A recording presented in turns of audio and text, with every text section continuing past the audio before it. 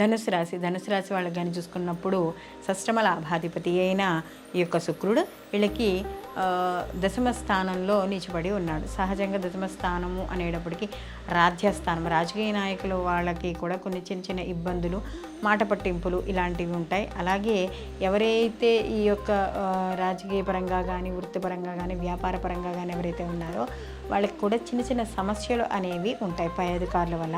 అలాగే వీళ్ళకి ఆరోగ్య విషయాల్లో, శత్రువుల విషయాల్లో జాగ్రత్తగా ఉండాలి. అందులో ముఖ్యంగా ఆడవాళ్ళతో మాట్లాడేటప్పుడు కానీ లేదా వాళ్ళకి సంబంధించిన విషయాల్లో జాగ్రత్తగా ఉండాలి. అందులో లాభాధిపతి కూడా అయ్యాడు ఈయనే.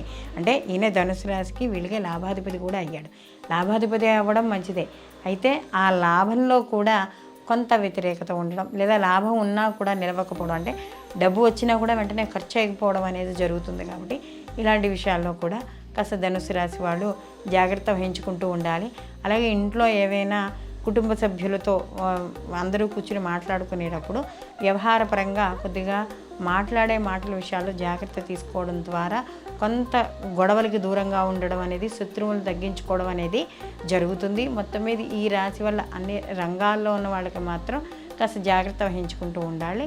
వీళ్ళు ప్రతి నిత్యము కూడా తెల్లటి పుష్పాలతో అమ్మవారిని ఆరాధన చేసుకోవడం, అలాగే దానిమ్మ గింజలు అమ్మవారికి నివేదన చేయడం, లేదా పెరుగు అన్నాన్ని నివేదన చేయడం అమ్మవారికి, ఇలా చేయడం ద్వారా మరిన్ని మంచి ఫలితాలు పొందుతారు. అలాగే దీంతో పాటుగా లక్ష్మీ అష్టోత్తరం కానీ, సహస్రనామం కానీ, లేకపోతే కనీసం అమ్మవారి ఏదో ఒక లక్ష్మీ నామాన్ని కానీ, అష్టలక్ష్మి స్తోత్రాలు కానీ ఇలాంటివి ఏవి పారాయణ చేసుకున్నా కూడా మంచి ఫలితాలు పొందడం అనేది జరుగుతుంది.